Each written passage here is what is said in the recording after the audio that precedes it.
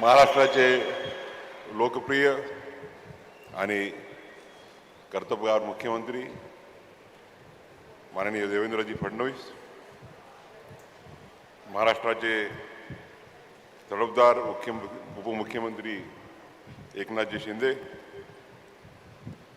ज्यांच्या सहीने आज कोल्हापूरच्या सर्किट बेंचची स्थापना झाली, ते मुंबई उच्च न्यायालयाचे मुख्य न्यायाधीश आलोक आराध्यजी,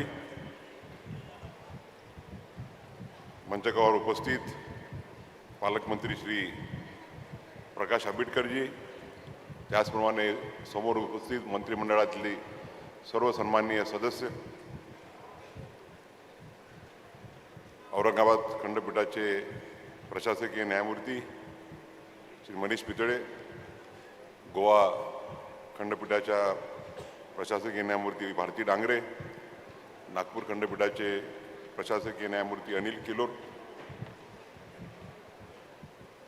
या कोल्हापूर सर्किट बेंच म्हणजे खंडपीठ होणार आहे, त्यामुळे खंडपीठ येते तोंडामध्ये.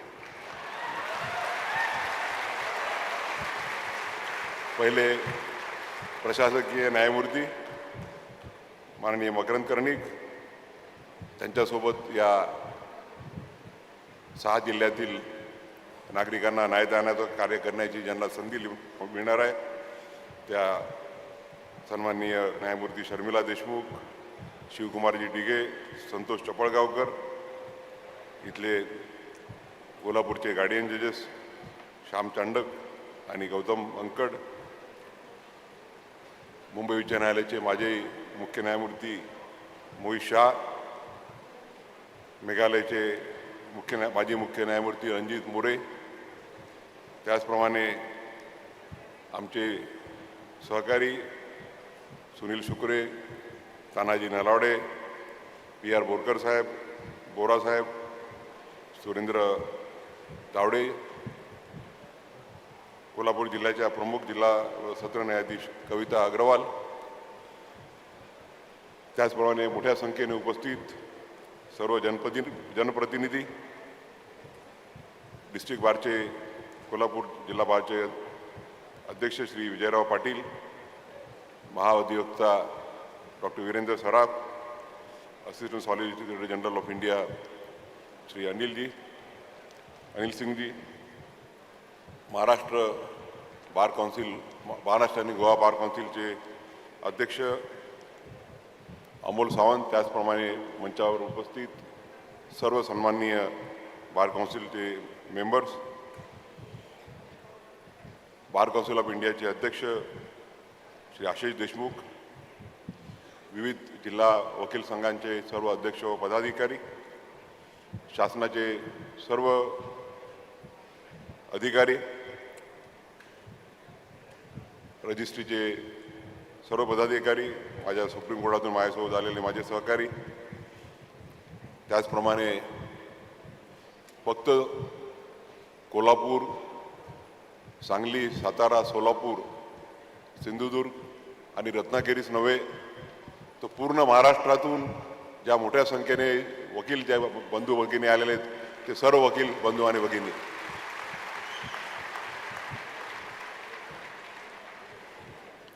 आज तुमच्या आमच्यासाठी सर्वांसाठी स्वप्नपूर्तीचा दिवस आहे. 40-45 वर्षापूर्वी इथल्या वकिलांनी, इथल्या नागरिकांनी जे स्वप्न पाहिलं, ज्या स्वप्नामध्ये 15 वर्षापूर्वी मी सहभागी झालो. माननीय देवेंद्रजी 2014 मुख्यमंत्री झाल्यावर ते या स्वप्नामध्ये सहभागी झाले. त्या स्वप्नाच्या स्वप्नपूर्तीचा हा दिवस आहे. मी 24 मे 2019 रोजी या भारताच्या सर्वोच्च न्यायालयाचा न्यायमूर्ती म्हणून शपथ घेतली आणि त्यानंतर मी देशभरात तर फिरलोच, पण महाराष्ट्रामधल्या जवळपास सर्व जिल्ह्यांमध्ये फिरलो. 2022 सिंधुदुर्गला संग्राम देसाईंनी जी मागणी केली, त्या मागणीला जाहीर पाठिंबा दिल्यानंतर आणि अनेकदा अनेक व्यासपीठांवरती बोलल्यानंतर मला आमचे विवेक घाडगे पाटील आहेत किंवा संग्राम देसाई आहेत ते आग्रह करायचे की कोल्हापूरला आपण एक कार्यक्रमाकरता या. 1-1.5 वर्षापूर्वी आमचे विवेक घाडगे पाटील मला वाटते मुंबईला बार काउन्सिल ऑफ इंडियाची परिषद होती आणि त्यावेळेला त्यांचं भाषण ऐकून त्यावेळेला गवाटी चालू होतं. ते मला ते क्लिप्स पाहिल्या होत्या आणि घाडगे पाटलांचं भाषण ऐकल्यावरती ते आठवण आली. काय ते डोंगर, काय त्या झाडी, काय ते हॉटेल, सगळ्यात एकदम बेस्ट. तुम्ही त्यांना म्हटलं की मी काही घाडगे पाटील म्हणाले की तुम्ही आले कोल्हापूरला, आपण 6 जिल्ह्यातल्या वकिलांची परिषद घेऊ आणि त्या परिषदेमध्ये जर तुम्ही पाठिंबा दिला तर या चळवळीला चांगली चालना मिळेल. परंतु मी 24 मे 2000 रोजीच ठरवलं होतं की मी कोल्हापूरला कुठल्याही कार्यक्रमाला, त्यानंतर मी कोल्हापूरला म्हणजे एकदा पुण्यावरून सिंधुदुर्गला ज्याच कार्यक्रमात त्या पहिल्यांदा मी बोललो त्या कार्यक्रमाला बाय रोड जात होतो मी आणि न्यायमूर्ती वराडे साहेब होते, मला वाटते सुरेंद्रजी तावडे होते आमच्यासोबत. रात्री उशीर झाला म्हणून आम्ही आंबोलीला मुक्काम केला होता. कोल्हापूरातून आलो की परंतु ह्या कार्यकालात मी कोल्हापूरला कार्यक्रम घेतला नाही. पुण्याला आलो, रत्नागिरीला 2-3दा आलो, सिंधुदुर्गला 2-3दा आलो. परंतु मी ठरवलं होतं की मी कोल्हापूरला कुठल्या कार्यक्रमात येईल तर नियतीने साथ दिली तर 14 मे 2025 नंतरच येईल आणि कुठल्या प्रसंगाकरता येईल तेही मी त्यावेळेला ठरवलं होतं. आणि आज आमच्या सगळ्यांचा आज स्वप्नपूर्तीचा दिवस आहे. विशेष करून छत्रपती शाहू महाराज ज्यांनी भारतीय स्वराज्याची नीव ठेवली ते शिवाजी महाराज, महात्मा ज्योतिबा फुले आणि ज्यांनी आपल्याला संविधान दिलं ते डॉक्टर बाबासाहेब आंबेडकर, हे सर्वही याच विभागातले. आणि त्यामुळे शाहू महाराजांच्या विचारांचा पगडा, डॉक्टर बाबासाहेब आंबेडकरांच्या विचाराचा पगडा लहानपणापासून माझ्या मनावरती कोरल्या गेलेला आहे. अस्पृश्यतेच्या विरुद्ध, विषमतेच्या विरुद्ध शाहू महाराजांनी जो लढा दिला त्याबद्दल आपल्याला सर्वांनाच माहिती आहे. अवघ्या 20 वर्षाचे असताना 2 एप्रिल 1894 रोजी छत्रपती शाहू महाराजांचा राज्याभिषेक झाला आणि त्यांचं जे पहिला जो जाहीरनामा दिला होता, जो फर्स्ट डिक्लेरेशन होतं, आणि त्या जाहीरनाम्यात त्यांनी जे एक वाक्य बोललो त्या वाक्याने मी आयुष्यभर प्रेरित राहिलो आणि माझ्या आयुष्यामध्ये ते अंमलात आणण्याचा नेहमीच प्रयत्न केलेला आहे. शाहू महाराज म्हणाले होते की आपल्याला मिळालेला अधिकार हा राजवैभव व राजविलास यांचा उपभोग घेण्यासाठी नसून आपल्या रंजगल्या गांजल्या प्रजाजनांच्या, विशेषतः गरीब व अज्ञान जनतेच्या उद्धारासाठी आहे, असं त्यांनी त्यांच्या पहिल्या जाहीरनाम्यात स्पष्ट केलं होतं. आणि मी त्याच विचाराला अनुसरून कुठे मग वकील असो, गव्हर्नमेंट पीडर असो, हायकोर्टचा जज असो किंवा सुप्रीम कोर्टाला गेल्यावर न्यायमूर्ती झालो, आज मुख्य न्यायाधीश झालो सर्वोच्च न्यायालयाचा, तर मी नेहमी समज आलेला आहे की पद हे अधिकार गाजवण्यासाठी नाही, तर पद हे तुम्हाला नियतीने या देशाची, या समाजाची सेवा करण्याची दिलेली संधी आहे. आणि त्यानुसार मी नेहमी मार्गक्रमण करण्याचा प्रयत्न केला आहे. छत्रपती शाहू महाराजांना फार कमी आयुष्य मिळालं, फार कमी वयात ते गेले, परंतु 28-20 वर्षाच्या कालखंडामध्ये ते एवढं सारं काही करून गेले की तो इतिहास अजरामर झालेला आहे. त्यावेळेला मागास मधल्या लोकांसाठी आरक्षणाची पहिल्यांदा जो गव्हर्नमेंट ऑफ इंडिया ॲक्ट 1935चा आला त्यामध्ये आली. परंतु शाहू महाराजांनी त्यांच्या काळखंडात मागास जाती जमातीसाठी 50% आरक्षण आपल्या अधिकारात त्यांनी दिलं होतं.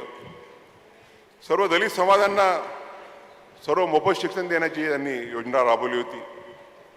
दलित विद्यार्थ्यांसाठी वसतिगृह स्थापन केले जेणेकरून त्यांना अज्ञानातून दूर होऊन ते शिक्षित व्हावे.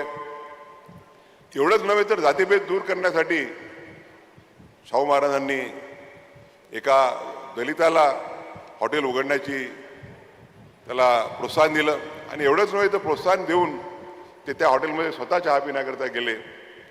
आणि आपण विचार करू शकतो की 200 वर्षाचा अगोदरचा कालखंड विद्वांना अतिशय अमानुषी अशी मागणूक मिळायची. तर त्यांनी कायदा केला ज्या कायद्यानुसार विद्वांना पूर्ण विवाह करण्याची परवानगी राहील. जी देवदासी प्रथा चालू होती की आपल्या महिलांना अतिशय घाणेरडं असं कृत्य करावं लागायचं ते त्यांनी ती प्रथा थांबवली. अनेक कायदे केले, वतनाचा खालसा केला. आणि म्हणून आपण छत्रपती शाहू महाराजांची जबाबदारी जयंती ज्यावेळेला 26 जूनला साजरी करतो तर ते सामाजिक न्याय दिन, सोशल जस्टिस डे या नावाने आपण पूर्ण देशामध्ये त्यांना आपण आदरांजली अर्पण करत असतो. माझे आमच्या ज्युडिशरीचे डिस्ट्रिक्ट जज समरेंद्र निंबाळकर आज ते माझ्यासोबत सुप्रीम कोर्टात काम करत आहेत. त्यांनी एक फार चांगली कविता लिहिली आहे. मी मुख्यमंत्र्यांची परवानगी घेतली आहे. यावेळेस थोडं जास्त बोलणार आहे मी, कारण की मुख्यमंत्री असताना मी नॉर्मली 15-20 मिनटं टाळायचा प्रयत्न करतो. पण आज तुम्हाला सगळ्यांना पाहून तो मोह आवरून नाही राहिला आहे. आणि आपण जे कालपासून जे प्रेम देत आहात त्यामुळे मी माझ्या मनातले जर विचार आपल्यापुढे मांडले नाही तर ते मला वाटते की मी स्वतःचीच फसवणूक केल्यासारखं होईल. समरेंद्र निंबाळकरांनी म्हटलं आहे की शाहू महाराजांचा वारसा सांगणं म्हणजे समतेचा कैवार घेणं, संधीची समानता मानणं, लोकशाहीचे आढळत्व, माणसाला माणूस म्हणून सन्मानाने जगू देणं. शाहू महाराजांचा वारसा सांगणं म्हणजे शिक्षणाची सक्ती, देवदासी प्रतिबंधी कायदा, घरगुती हिंसाचार मनाई असे कायदे शतकापूर्वी कठोरतेने अंमलात आणणं. शाहू महाराजांचा वारसा सांगणं म्हणजे कला क्रीडेला प्रोत्साहन, राधानगरी धरणाचे निर्माण, कृषी औद्योगिक समाजाच्या निर्माणाची सतत तहान, जनतेचा लोकराजा होणं. शाहू महाराजांचा वारसा सांगणं म्हणजे पुरोगामी विचार मांडणं, जे बोलतो तेच आचरणं, गोरगरिबाच्या उद्धारासाठी जीवात जीव असे तर पावितो, अखंडपणे जूज मांडणं. मला वाटतं यापेक्षा सुंदर शब्दात आपल्या भावना व्यक्त करणं कठीण जाईल. बाबासाहेब आंबेडकर जे घडले त्यांच्या घडणचढणीमध्ये सुद्धा शाहू महाराजांचा मोठा कॉन्ट्रीब्युशन राहिलेला आहे.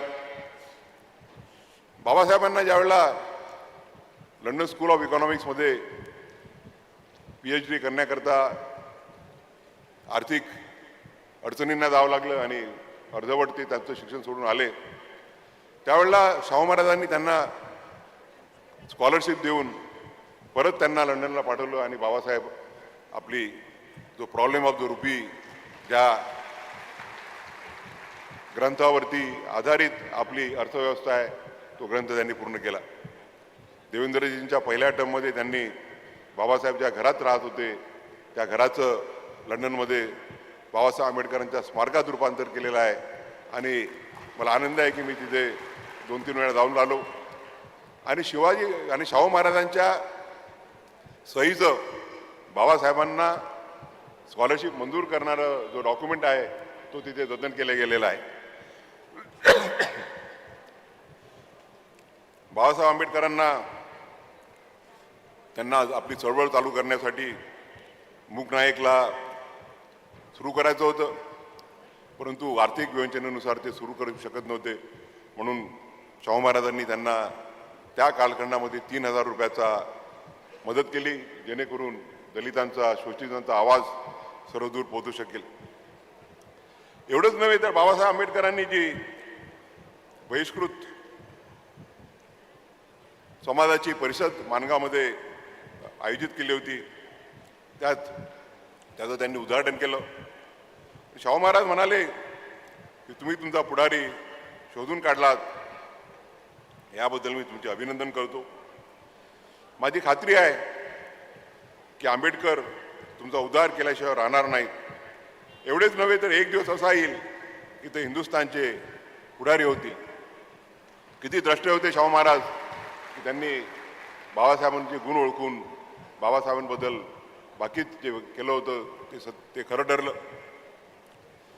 आणि मला आनंद आहे की ज्या शाहू महाराजांना, बाबासाहेब आंबेडकरांना आपण सर्वजण दैवत मानतो, ज्यांच्या विचारावर ती कार्य करण्याची मी प्रयत्न करतो, त्या शाहू महाराजांचे वंशज शाहू छत्रपती, श्रीमंत शाहू छत्रपती यांच्या हस्ते काल माझं विमानतळावरती स्वागत झालं. याकरता माझ्यासाठी यापेक्षा मोठी जास्त अभिमानाची बाब राहू शकणार नाही. मी त्यांना म्हटलं की आपण कशाला आलात, मी आपले आशीर्वाद घेण्यासाठी आलो असतो. मला आनंद आहे की आज या करवीर नगरीमध्ये, खरं म्हणजे आमचा प्लॅन वेगळा होता की काल बाबासाहेब आंबेडकरांचा जो तालुका आहे मंडणगड, तिथल्या कोर्टरूमचं उद्घाटन करायचं आणि आज इथलं करायचं. सावंत म्हणाले की तिथे पाऊस खूप येतो आहे आणि पूर्ण कोल्हापूर भागातल्या, पूर्ण कोकणातल्या लोकांची इच्छा आहे की आम्ही त्या कार्यक्रमाला हजर राहिलं पाहिजे. मी माझा 11-12ला व्हिएटनामला जाणार होतो, तो कॅन्सल करून त्यांना म्हटलं की व्हिएटनामला जाण्यापेक्षा बाबासाहेब आंबेडकरांच्या मंडणगडचं कोर्टचं उद्घाटन करणं हे माझ्यासाठी कधी जास्त महत्त्वाचं आहे. त्या शाहू महाराजांच्या धर्तीमध्ये आपण आज कोल्हापूरच्या सर्किट बेंचचं, ज्याचं रूपांतर लवकरच खंडपीठात होणार आहे, त्याचं उद्घाटन करतो. यापेक्षा आनंदाची बाब राहणार नाही.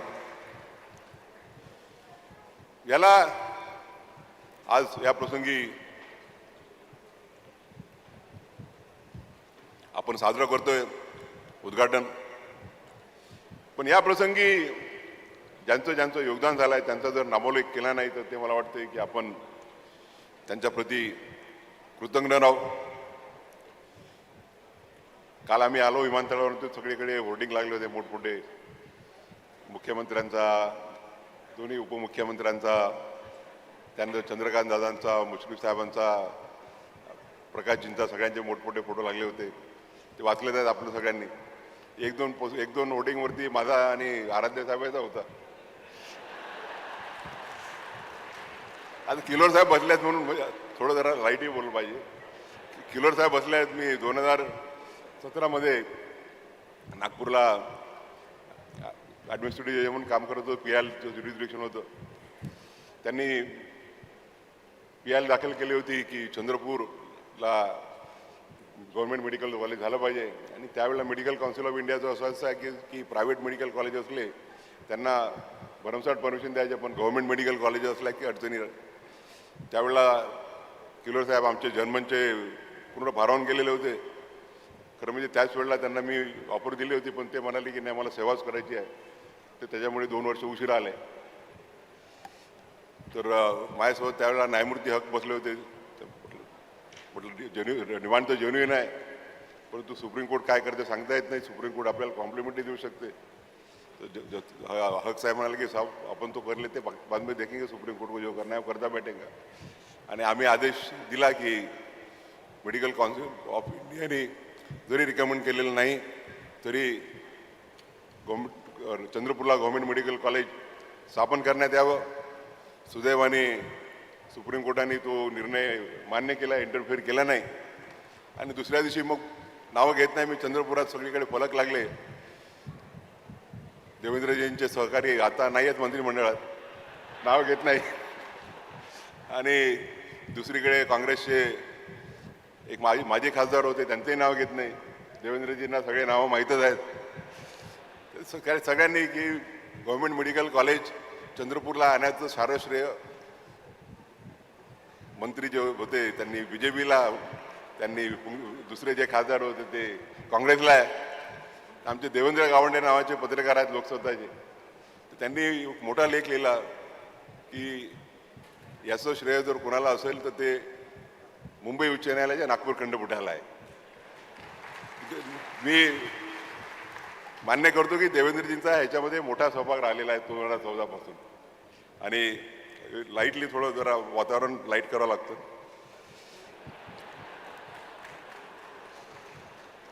45 वर्षापासून या भागातील जनतेने, या भागातील वकिलांनी अखंड असा संघर्ष केला.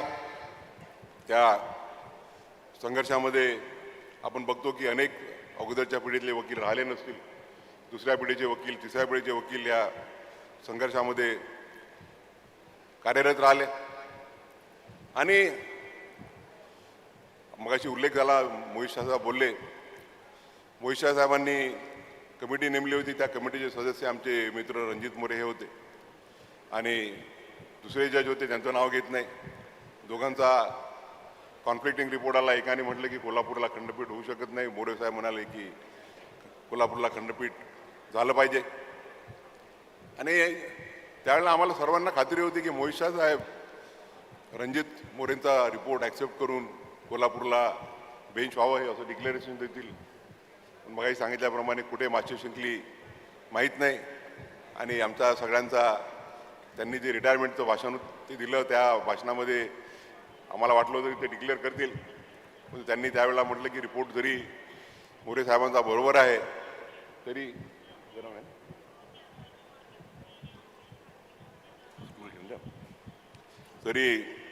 काही कारणामुळे ते मी डिक्लेरेशन देऊ शकत नाही. आज योगायोग आहे की 11 वर्षाच्या कालखंडानंतर आज तो दिवस आलेला आहे.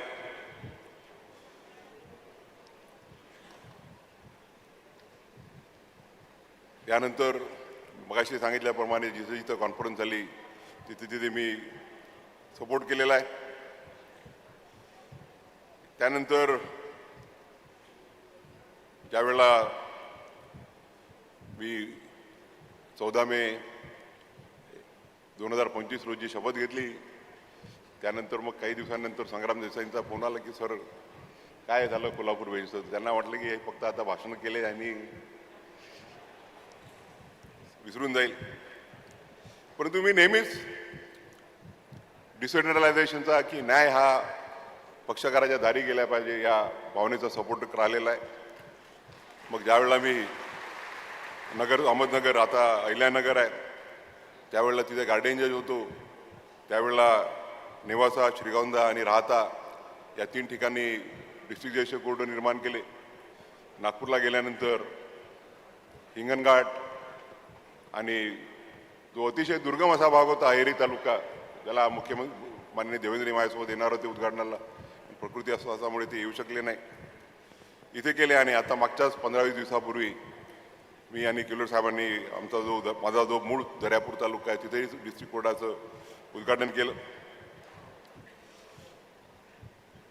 बऱ्याचशा गोष्टी अशा आहेत की देवेंद्रजींनी सांगितलं की सगळ्यांना सांगितलं की तुम्ही काही डिक्लेरेशन करू नका, प्रसिद्धी करू नका, कारण की जास्त प्रसिद्धी गेली. तर त्यामुळे मी संग्रामजींना काही जास्त सांगत नव्हतो, पण मी म्हटलं होतं की चालू आहेत, प्रयत्न चालू आहेत. आणि आराध्य साहेब ज्यावेळेला जानेवारीमध्ये आले त्यावेळेला मी चीफ जस्टिस व्हायचा होतो. थोडे दिवस ते रुळावर, त्यांना म्हटलं की हे काम तुम्हाला करावं लागणार आहे ऑगस्टच्या आतमध्ये. पहिल्यांदा त्यांनी थोडं फोनही चालू होतं, मग त्यांनी कमिटी अपॉइंट केली चांदूरकर साहेबांची आणि रेवती ढेरे मोरेंची, आणि त्या कमिटीने पॉझिटिव्ह रिपोर्ट दिला आणि त्याला चालना सुरू झाली. 28 जूनला माननीय मुख्यमंत्रीजी, त्याचप्रमाणे आराध्य साहेब आणि आम्ही तिघंजण नागपूरला एका कार्यक्रमाकरता सोबत होतो. आणि त्यावेळेला आमची बैठक झाली आराध्य साहेबांना थोडं चिंता होती की इन्फ्रास्ट्रक्चर उभं होईल का वगैरे, पण देवेंद्रजी म्हणाले की काही काळजी करू नका, होईल. आणि त्याच वेळेला ठरलं की 15 ऑगस्टच्या नंतर 15 ऑगस्ट हा आपल्यासाठी स्वातंत्र्य दिन आहे. त्याच्यानंतर इमिजिएटली दुसऱ्या दिवशी या 6 जिल्ह्यातील नागरिकांना त्यांचे जे प्रॉब्लेम्स आहे, त्यांची जी दुरावस्था आहे की न्यायासाठी त्यांना दूर जावं लागतं, त्या प्रॉब्लेमपासून त्यांचा स्वातंत्र्य मिळावं या उद्देशाने आम्ही 16 तारीख ठरवली होती. नंतर मग ज्यावेळेला 18 डिक्लेअर झालं तर मग ठरलं आम्ही की 16 तारखेला मंडणगडला जाऊ आणि आज कोल्हापूरला करू. त्यानंतर 5 जुलैला मी मुंबईला होतो विविध कार्यक्रमांनंतर. त्याच्यानंतर त्यावेळेला मीटिंग बोलावली होती. कर्णिक साहेब होते, आमचे विलास गायकवाड होते आणि महाराष्ट्र शासनाच्या additional chief secretary public works डिपार्टमेंटच्या मनीषा म्हैसकर त्याही तिथे होत्या. आराध्य साहेबांच्या डोक्यात होतं की जर आपल्याला कोर्ट स्थापन करायचं असेल तर डिस्ट्रिक्ट कोर्ट जे आहे ते दुसरीकडे आपण हलवू आणि तिथे हायकोर्ट आपण सुरू करू. त्यांना म्हटलं ते प्रॅक्टिकल नाही आहे. 40 कोर्ट तुम्ही हलवून दुसरीकडे हे करण्यापेक्षा आपण दुसरा पर्याय शोधू. आम्ही तिथून संग्राम देसाईला फोन लावला की म्हटलं काय पर्याय. त्यांनी सांगितलं की जुनं जे डिस्ट्रिक्ट कोर्ट आहे ते अतिशय चांगलं आहे आणि त्या कोर्टामधून शाहू महाराजांनी न्यायदानाचं काम केलेलं आहे. आणि ते ऐकल्यावर मग त्यांना ताबडतोब त्यांनी वकिलांच्या थ्रू व्हिडिओ क्लिप बोलवली, ती व्हॉट्सॲपवरती बघितली आणि त्यावेळेला कारण तोपर्यंत आराध्य साहेबांच्या मनात अजून हो नाही असं चालू होतं. आणि मग निर्णय झाला की 7 तारखेला कोणाला न सांगता कर्णिक साहेब आणि विलास गायकवाड दोघंजण इथे येतील आणि रिपोर्ट पाठवतील. ते दोघंजण आले, त्यांनी रिपोर्ट पाठवला आणि त्यांनी सांगितलं की इथे कोर्ट एस्टॅब्लिश होऊ शकतं. आणि त्यानंतर आराध्य साहेब थोडे गार्डेडच होते. ते म्हणे की मी इन प्रिन्सिपल अप्रुव्हल द्यायला तयार आहे, परंतु गव्हर्नमेंटनी अंडरटेकिंग दिलं पाहिजे की इन्फ्रास्ट्रक्चर उभं होईल. त्यांना महाराष्ट्राच्या PWDबद्दल किंवा मला वाटते देवेंद्र फडणवीसांबद्दल, एकनाथ शिंदेबद्दल जास्त माहिती नसेल. त्यामुळे आणि शक्य आहे काय त्यावेळेला थोड्या पेपरमध्ये बातम्या यायच्या की महाराष्ट्र हे ज्युडिशियल इन्फ्रास्ट्रक्चरमध्ये अतिशय मागासलेलं आहे. दुसऱ्या राज्यांच्या तुलनेमध्ये. मी त्या राज्यांचं नाव घेऊ शकत नाही, कोण बोलले तेही बोलू इच्छित नाही. त्यांना वाटलं असेल की हे खरं असेल की महाराष्ट्र हे ज्युडिशियल इन्फ्रास्ट्रक्चरमध्ये मागे आहे, हे काय करू शकतील का एवढे दिवस. 15 ऑगस्ट राहिलेले आहे. त्यावेळेला फोनवर आम्ही देवेंद्रजीशी बोललो की असा प्रश्न आहे, फक्त 1 महिना आणि काही दिवस उरलेले आहेत. टेंडरिंग करणं, हे करणं वगैरे ह्या सगळ्या गोष्टी कठीण होतील. ते म्हणाले, देवेंद्रजी म्हणाले की सर तुम्ही काही चिंता करू नका, आपण 15 ऑगस्टच्या आत काम करू. आमचा जो अतुल चव्हाण आहे तो अतिशय कॉम्पिटंट असा ऑफिसर आहे आणि मला या प्रसंगी सांगावंसं वाटतं की महाराष्ट्र शासनाने आणि महाराष्ट्राच्या जे शवेंद्रराजे भोसले ज्या खात्याचे मुख्यमंत्री आहेत, त्या पब्लिक वर्क्स डिपार्टमेंटने आणि अतुल भोसले आणि त्यांच्या संपूर्ण टीमने जे अशक्य आहे ते शक्य करून दाखवलं. मी तर म्हणतो की गिनीज बुक ऑफ रेकॉर्डमध्ये नोंद करावी अशी ही बाब आहे. 20-25 दिवसाच्या कालखंडामध्ये पूर्ण इमारतीचा कालखंड बदलून, पूर्ण इमारतीचं रूप बदलून, जे त्याचं ओरिजिनल जे ग्रँड्युअर आहे ते ग्रँड्युअर कायम ठेवून त्यांनी एक अतिशय सुंदर अशी इमारत हायकोर्टाला साजेशी अशी निर्माण केलेली आहे. त्याबद्दल मी त्यांचं मनपूर्वक अभिनंदन करतो, मनपूर्वक आभार मानतो. आणि मला खात्री आहे, मी नेहमीच म्हणत असतो की महाराष्ट्र ज्युडिशियल इन्फ्रास्ट्रक्चरच्या मागे बिलकुल मागे नाही आहे. महाराष्ट्रातल्या ज्या बिल्डिंगचं मी उद्घाटन केलेलं असेल त्या बिल्डिंग्समध्ये जर पाहिलं तर अतिशय उच्च दर्जाच्या अशा बिल्डिंग झालेल्या आहेत. आणि माझ्या वाटे PWDने जे 20 दिवसात कोल्हापूर खंडपीठाबद्दल करून दाखवलं, ती जे टीका करतात की महाराष्ट्रामध्ये ज्युडिशियल इन्फ्रास्ट्रक्चर खूप पाठीमागे आहे, त्यांना कार्याने दिलेलं उत्तर आहे, शब्दांनी नाही. मध्यंतरीच्या काळात श्रीमंत शाहू छत्रपती मला दिल्लीला भेटायला आले आणि त्यांनी विषय काढला अभिनंदन करायसाठी आलो. मागे 2 वर्षापूर्वी आलो होतो मी कोल्हापूरला, त्यांना भेटायला गेलो होतो. त्यांनी काही प्रयत्न करते म्हणे की असं ऐकलं की कर्णिक साहेब आणि गायकवाड साहेब येऊन गेले, तर कशा करतात. म्हटलं मला काही माहिती नाही, कारण की जोपर्यंत आमचे मुख्य म्हणजे मी तर फक्त काय निमित्त मात्र आहे, पण जर आराध्य साहेबांनी जर नोटिफिकेशन काढलंच नसतं तर बेंच होऊ शकला नसता. तर मग ते माननीय मुख्यमंत्र्यांनी सांगितलं की गव्हर्नर साहेबांना त्यांनी पत्र पाठवलं. मी त्यांना म्हटलं होतं की नोटिफिकेशन 1 ऑगस्टला काढा, कारण की 1 ऑगस्ट म्हणजे लोकमान्य टिळक यांची जयंती आहे आणि तो दिवस, त्या दिवशी जर नोटिफिकेशन निघालं तर तो एक चांगला सुदिन राहील. आणि एक कोइन्सिडेंटली 1 ऑगस्टला मी दिल्लीवरून नागपूरला जात होतो आणि माझ्यासोबत नागपूरचे आमचे माजी खासदार संचेती बसले होते. मागे संभाजीराजांची माळव माझी ओळख नव्हती, ते मागच्या रांगेत बसले होते. ते अजयजी म्हणाले की साहेब तुमची यांची ओळख नाही का. म्हटलं नाही, ओळख नाही. मग त्यांनी ओळख करून दिली आमची. संभाजीराजे तुम्ही म्हटलं मागच्याच आठवड्यामध्ये शाहू छत्रपती महाराज मला इकडे येऊन गेले होते, मालोजीराजे आले होते. त्यावेळेला मी म्हटलं काही कोल्हापूरचा विषय त्यांच्याशी बोलू शकलो नाही, पण you are the first person to whom I can officially tell you that the Kolhapur bench has been notified. त्यांनी विमानातून जाऊन माझ्यासोबत फोटो काढला आणि खाली उतरल्यावर 5 मिनिटात मला कोणीतरी ट्विट दाखवलं त्यांचं. तर या प्रसंगी मी माझे सहकारी मकरंद कर्णिक, मला त्यांच्यासोबत इन्फ्रास्ट्रक्चर कमिटीवरती ते आणि रेवती डोरी, मी त्यावेळेला अध्यक्ष असताना ते आणि रेवती डोरीमुळे हे माझ्यासोबत काम करण्याचा योग आला.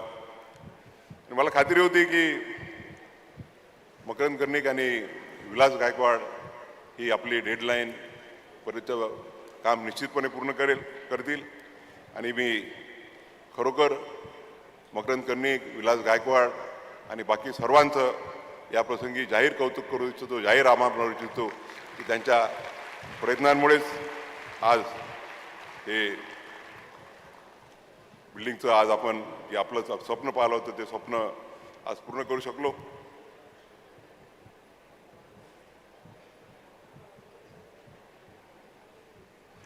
थोडा घसा खराब आहे.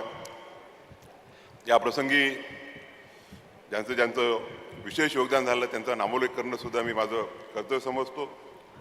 Shri Hemant Bhosale, registrar judicial Mumbai, Shri Phulkundwar, divisional commissioner Pune, आता ज्यांनी जागेची घोषणा केली ते आमचे तरुण जिल्हाधिकारी अमोल एंडगे, श्रीमती के मंजुलक्ष्मी. अतिशय सुंदर असं अँटिक जे कारंजा आहे ते त्यांनी हायकोर्टापासून 1 मिनिटाच्या अंतरावर असलेलं काल रात्री आम्ही बघितलं.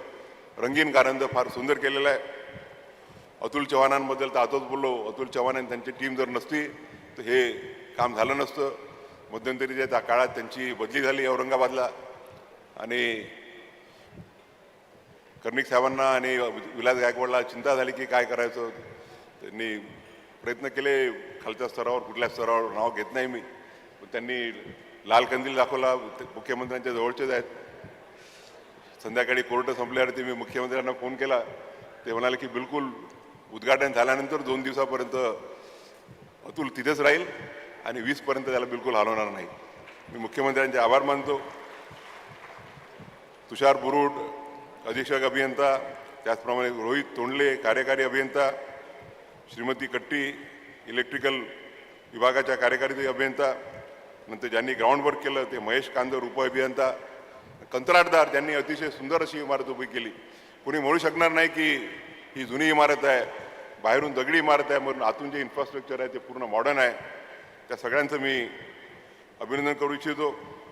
मग सांगितल्याप्रमाणे आमचे पालकमंत्री आपले प्रकाशजी, त्यांचा मला फोन आला एक दिवस की डेलिगेशन घेऊन न्यायचं आहे म्हटलं कशासाठी? तर म्हणे कोल्हापूरच्या खंडपीठासाठी. म्हटलं डेलिगेशन वगैरे कशाला घेऊन येतं तुम्ही? म्हटलं तिथेच मुख्यमंत्र्यांना भेटा, कारण बाकी काही सांगता येत नव्हतं 1 ऑगस्टपर्यंत. मध्यंतरी थोडे आमच्या मुख्य न्यायमूर्तींना अडचण आली, कारण की मी अगोदरपासून त्यांना सांगून ठेवलं होतं की या खंडपीठाचं, मी खंडपीठच म्हणणार आहे आता, मी सर्किट बेंचवरनं बंद करतो. या खंडपीठाचे पहिले ॲडमिनिस्ट्रेटिव्ह जज मकरंद कर्णिक राहतील. ते म्हणाले की सर मला अडचण आहे की त्यांच्यापेक्षा सिनियर जजेस मागे लागलेले आहेत की आम्हाला तिथे पहिल्यांदा ॲडमिनिस्ट्रेटिव्ह जज म्हणून जायचं आहे. तर म्हटलं मेहनत त्यांनी केली 15 दिवसापासून, ते दिवस रात्र 20 दिवसापासून महिन्याभरून राहत आहे, आणि त्यामुळे तुम्हाला CJIचा शब्द पाळायचा आहे की अजून कोणाचा ते तुम्ही ठरवा. आणि मला वाटते काही कारणास्तव त्यांनी माझ्या शब्दाला मान दिला. ज्यांची नाराजी झाली त्यांना मी सांगू इच्छितो की त्यांनी मुख्य न्यायाधीशांपुरती नाराजी ठेवू नये, ती नाराजी त्यांनी माझ्याकडे ट्रान्सफर करावी, कारण की त्यात त्यांचा काही हात नाही. म्हणजे CJIला नाही म्हणणं कुठल्याही चीफ जस्टिसला थोडं कठीण असतं. आज या शाहू महाराजांनी ज्या इमारतीत न्यायदानाचं काम केलं, त्या इमारतीमध्ये पहिल्यांदा मकरंद कर्णिकांसोबत आमच्या भगिनी शर्मिला देशमुख, शिवकुमार दिघे आणि संतोष चपळगावकर या चौघांना कार्य करण्याची संधी मिळते आहे.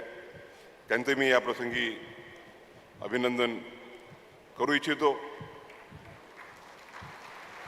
शाहू महाराजांच्या विचारांना, डॉक्टर बाबासाहेब आंबेडकरांच्या विचारांना प्रमाण मानून ते या इमारतीमधून न्यायदानाचं कार्य करतील याची मला खात्री आहे. मी कोल्हापूर खंडपीठाच्या मागणीचा ज्या वेळेला पाठिंबा दिला त्यावेळेला माझ्या डोक्यात वकील नव्हते. मी नेहमीच म्हणत असतो की ऑल द इन्स्टिट्यूशन्स, मग ते मुख्यमंत्र्यांचं एक्झिक्युटिव्ह असो की लेजिस्लेचर असो की आम्ही ज्युडिशरी असो, we all exist for the citizens of the country. या देशाच्या सामान्य नागरिकाची, या देशाचा जो शेवटचा नागरिक आहे त्या नागरिकाच्या सेवा करण्यासाठी आम्ही कार्यरत आहोत. आणि म्हणून ज्यावेळेला मी कोल्हापूरला पाठिंबा द्यायचो त्यावेळेला माझ्या डोक्यात कोल्हापूरचे वकील नव्हते. माझ्या डोक्यात सोलापूर जिल्ह्यातील, अक्कलकोट तालुक्यातील, कर्नाटकाच्या गुलबर्गा जिल्ह्याच्या बॉर्डरवर असणारा जो गरीब नागरिक आहे, जो आपल्या 2 एकर जमिनीसाठी ज्याला मुंबईला जावं लागतं रात्रभर प्रवास करून, आणि मुंबईला राहणं सोपं नाही. एखाद्या लॉजमध्ये राहणं म्हटलं तर 2-3 हजार रुपये लागतात. वकिलांच्या पैशाबद्दल मुंबईच्या बोलूच नाही. साखरे साहेब, मुंदरकी साहेब तिथे सगळे दिसून आले आहेत. माझ्या डोक्यात कोल्हापूरच्या चांदगड तालुक्यातील कर्नाटकाच्या बॉर्डरवर असलेला नागरिक जो आपल्या न्यायासाठी झटतो आहे, जो सिंधुदुर्ग जिल्ह्यातील सावंतवाडी तालुक्यातील गोव्याच्या बॉर्डरवरती जो नागरिक आपल्या हक्कापासून वंचित आहे, तो नागरिक होता, वकील नव्हते.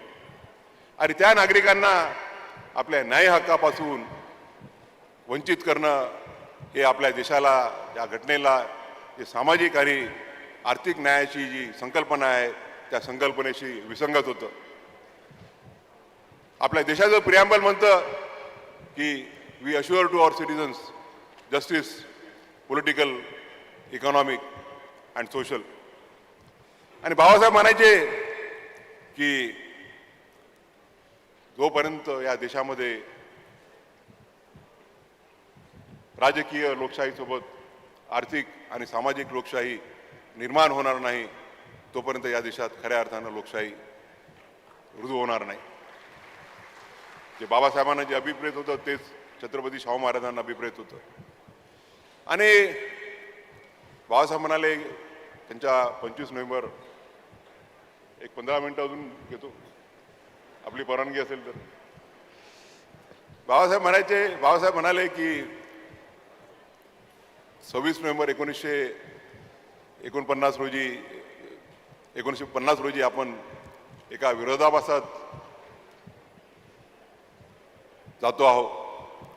राजकीय स्तरावर तर आपण 1 पर्सन 1 व्होट 1 व्हॅल्यू या तत्वाद्वारे पॉलिटिकल इक्वॅलिटी आणली आहे, परंतु सामाजिक स्तरावरती आपण 4 विभागात विभागलेले गेलो आहोत. ज्या ह्याच्यामध्ये transfer from one part two another part is not possible. आर्थिक स्तरावर the entire wealth of the country is concentrated in few hands, wherein the vast majority finds it difficult to meet two ends of justice. आणि ते म्हणाले की जोपर्यंत आपण हा विरोधाभास दूर करणार नाही तोपर्यंत या देशात खऱ्या अर्थानं आपण लोकशाही निर्माण करू शकणार नाही. आणि माझ्या मते कोल्हापूरचं खंडपीठ निर्माण होणं हा या देशातील सामाजिक आणि आर्थिक न्याय निर्माण होण्याच्या दृष्टीनं एक मोठा मैलाचा दगड आहे. आज जो आपण इतिहास रचला आहे तो या 6 जिल्ह्यातील नागरिकांना खऱ्या अर्थानं कमीत कमी खर्चात आणि कमीत कमी वेळेमध्ये न्याय देण्यासाठी एक चांगलं माध्यम बनेल याबद्दल माझ्या मनात काही खात्री नाही.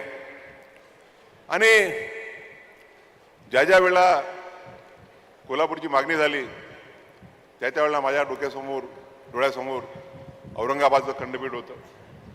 औरंगाबादचं ज्यावेळेला खंडपीठ निर्माण झालं त्यावेळेला टीका करण्यात आली की the bench at Aurangabad is establish, it will be nothing else but an elevated district court. आणि आज औरंगाबादने सिद्ध करून दाखवलं आहे गेल्या 40 वर्षाच्या प्रवासामध्ये की ते नुसतंच मुंबई उच्च न्यायालयाच्या वकिलांच्या सोबत बरोबर नाहीत तर at times they are better. तिथून मुंबईवरून जे औरंगाबादला वकील स्थानांतरित झाले आज ते लिडिंग लॉयर झाले. आणि त्या खंडपीठाने 4 मुख्य न्यायाधीश, एक सर्वोच्च न्यायालयाचा न्यायाधीश आणि डझनाने हायकोर्ट जजेस दिलेले आहेत. आणि मला खात्री आहे की आज पक्षकारांसाठी तर आपण प्लॅटफॉर्म निर्माण करतच आहोत, परंतु या 6 जिल्ह्यातील वकिलांसाठी एक मोठी संधी आपण निर्माण केलेली आहे. मला या प्रसंगी वेस्टर्न इंडिया ॲडव्होकेट्स असोसिएशन ज्याचा मी मेंबर आहे त्याचा प्रामुख्याने उल्लेख करावा लागेल. जेव्हा जेव्हा हायकोर्टामधून बेंचेस निर्माण होतात की जेव्हा डिस्ट्रिक्ट कोर्ट्समधून तालुका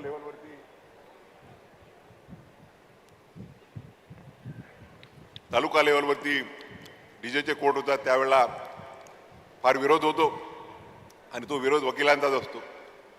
परंतु वेस्टर्न इंडिया ॲडव्होकेट्स असोसिएशननी फार सकारात्मक भूमिका घेतली आणि त्यांनी या मागणीला पाठिंबा दिला. एवढंच नव्हे तर आज आमचे मित्र प्रशांत रेडेकर, सुरेश सबराट, उपाध्यक्ष हे सगळे उपस्थित आहेत. आणि जवळपास 200 वकील मुंबईचे प्रॅक्टिस करणारे आहेत, ते या भागात राहणारे आहेत, ते इमिजिएटली कोल्हापूरला स्थानांतरित होणार आहेत. आणि मला वाटते त्या वकिलांसाठी त्याचप्रमाणे 6 जिल्ह्यातील सर्व वकिलांसाठी एक मोठा प्लॅटफॉर्म आपण निर्माण केलेला आहे. आणि मला खात्री आहे की पुढच्या 10 वर्षाच्या कालखंडात मला आश्चर्य वाटणार नाही की या खंडपीठातून उच्च न्यायालयामध्ये न्यायाधीश निर्माण होतील आणि इथल्या तरुण होतकारी मुलांना निश्चितच संधी मिळेल. आमच्या प्रशांतजींनी फक्त एकच मागणी केली आहे. मी नेहमी मुख्यमंत्र्यांच्या जे मागच्या वेळेला ज्यावेळेला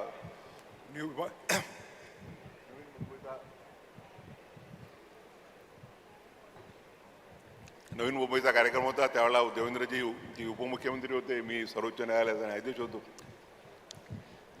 प्रोटोकॉलप्रमाणे मला शेवटी बोलायचं होतं, मी त्यांना म्हटलं की मला अगोदर बोलू द्या, काही डिमांड करता येईल. आता आज ते नाही करता आलं पण आता करतो. आणि मला माहीत आहे की जसं आराध्य साहेबांनी माझ्या शब्दाला मान दिला तसं आपण निश्चितच द्याल. आणि शिंदे साहेबांबद्दल तर म्हटलं, शिंदे साहेब नेहमी सांगतात की माझी काम करण्याची पद्धत वेगळी आहे. मी फोन उचलतो आणि सांगतो की हे झालं पाहिजे.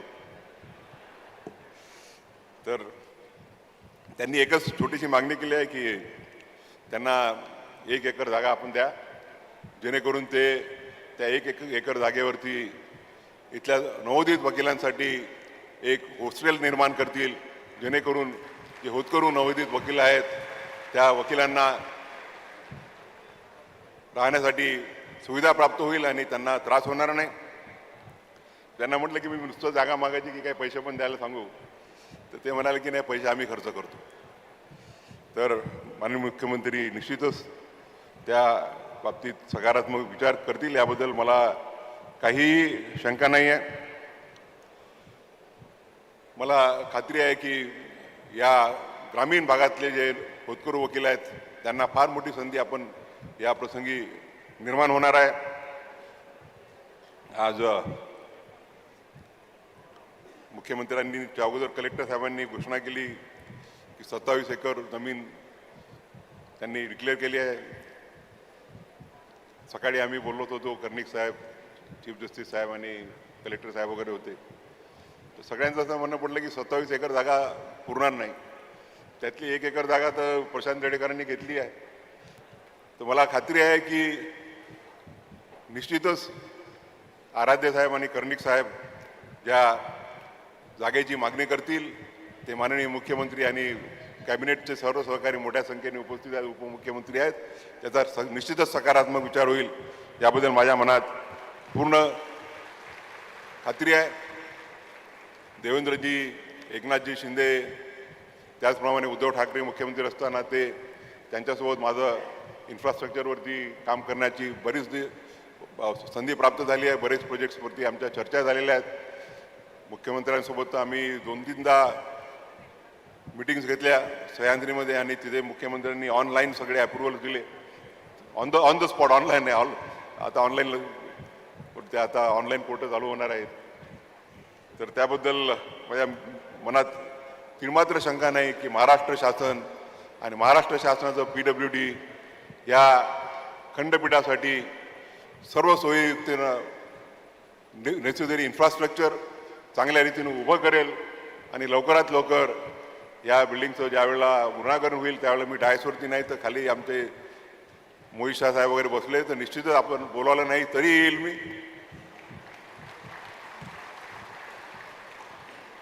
आता फक्त खंडपीठाचा विषय निघालाच. मगाशी मी सांगितलं की चांदूरकर साहेबांना मी पॉझिटिव्ह रिपोर्ट दिला कोल्हापूरला बेंच स्थापना म्हणून. त्यांना कोल्हापूरकरांचा आशीर्वाद प्राप्त झाला. मुंबईवरून ते दिल्लीला गेले.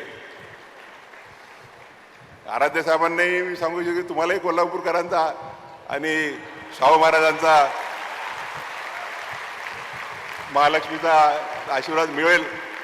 पण जे काही आता मला जज होऊन 3 महिने झाले, 3.25 महिने अजून बाकी आहेत.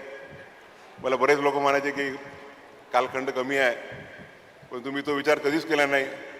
मी पहिल्या दिवसापासून कामाला सुरुवात केली आणि मला आनंद आहे सांगायला की पहिल्या आठवड्यातच 3 सुप्रीम कोर्टचे न्यायाधीश आणि कालच आणि अरविंद बेगवालजी आणि किरण रिजिजूजी आम्ही इटानगरला या कार्यक्रमाला चाललो होतो. तर लॉ मिनिस्टर म्हणाले की गवई साहब, आपने जिस दिन से कार्यभार लिया आज तक आपने 50 का आकडा जो पार कर लिया आहे. म्हणजे आतापर्यंत 3 महिन्याच्या कालखंडात 50 अपॉइंटमेंट्स आम्ही करू शकलो पूर्ण देशामधल्या हायकोर्ट्समध्ये. आणि त्याच्यामुळे मला आनंद आहे की जो काही नियतीने मला काळ दिलेला आहे, शेवटच्या दिवसापर्यंत मी या देशाची सेवाची, समाजाची सेवा करण्यासाठी जो माझ्याच्यानी माझ्या कृतीप्रमाणे त्यासाठी निश्चितच प्रयत्न करणार आहे. पण आराध्य साहेबांना एवढीच विनंती करू इच्छितील की माहीत नाही त्यांच्याजवळ किती दिवस उरलेले आहेत, त्यांनी कमीत कमी लवकरात लवकर सर्किट बेंचचं परमनंट बेंच कसं होईल याकरता प्रस्ताव पाठवा. माननीय मुख्यमंत्र्यांकडून त्याला निश्चितच योग्य प्रतिसाद मिळेल. माझ्याजवळ 3.25 महिन्याचा कालखंड आहे, तो मी कमी समजत नाही.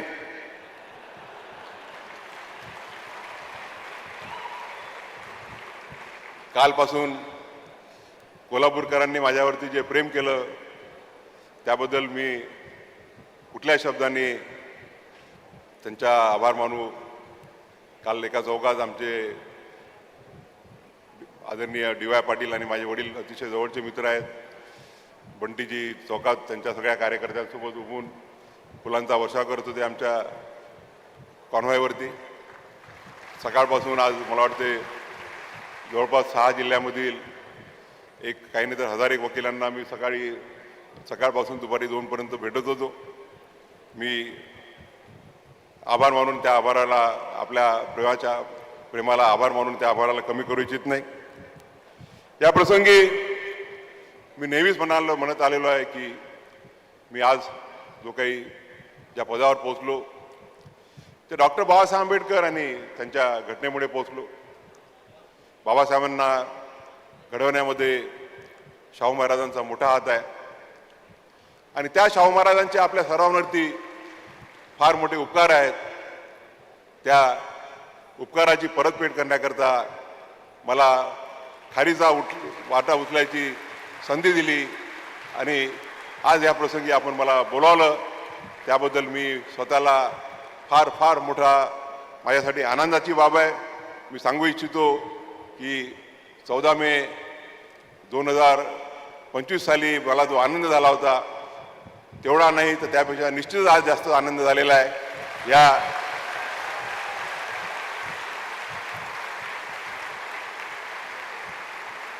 कोल्हापूर खंडपीठामधून या 6 जिल्ह्यातील शेवटच्या माणसाला डॉक्टर बाबासाहेब आंबेडकर, शाहू महाराज यांना अभिप्रेत असलेला सामाजिक आणि आर्थिक न्याय देण्याचं कार्य मकरंद कर्णिक, शर्मिला देशमुख, शिवकुमार दिघे आणि संतोष सबळगाव करतील अशी त्यांना शुभेच्छा देतो. सर्व वकिलांना इथे जे वकिली करणार आहे 6 जिल्ह्यातले वकील मला वाटते कुठल्याही ट्रॅव्हलिंग डिस्टन्स 3 तासापेक्षा जास्त राहणार नाही. खरं म्हणजे आता अजितदादा नाही आहे तिथे, नाही तर मी त्यांच्या उपस्थितीत मुख्यमंत्र्यांना विनंती करणार होतो की तुम्ही आता सगळे हा एक्सप्रेसवे तो एक्सप्रेसवे बांधता, एक कोल्हापूर ते पुणे एक्सप्रेसवे बांधून टाका, एक बारामती ते कोल्हापूर बांधून टाका, म्हणजे पुणे कोल्हापूरला अटॅच करता येईल. मी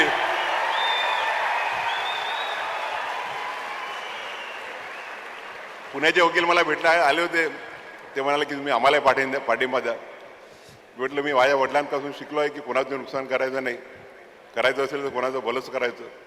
तर मी तुमचा विरोध करणार नाही, परंतु त्याच बरी हेही सांगतो की मी तुमची वकिली करणार नाही. कारण की पुणे जिल्ह्याचा जो डिमांड आहे ती फक्त वकिलांसाठी की जे आता आमच्याकडे 4000-5000 वकील झाले त्यांना काम नाही म्हणून हायकोर्ट एस्टॅब्लिश करा अशी आहे. मी आताच सांगितलं की आपण विचार वकिलांचा नाही तर जे नागरिक असतात त्या नागरिकांचा करायचा असतो. आणि म्हणून या प्रसंगी पुनश्च एकदा आपले आभार मानतो आणि या खंडपीठातून या 6 जिल्ह्यातल्या सर्व नागरिकांना खऱ्या अर्थानं सामाजिक आणि आर्थिक न्याय मिळेल अशी अपेक्षा व्यक्त करून माझं लांबलेलं भाषण संपवतो. जय हिंद, जय महाराष्ट्र.